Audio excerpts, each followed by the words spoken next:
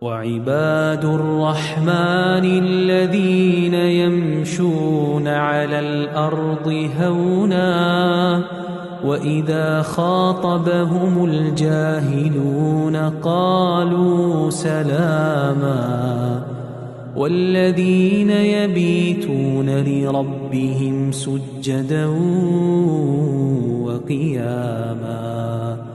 والذين يقولون ربنا اصرف عنا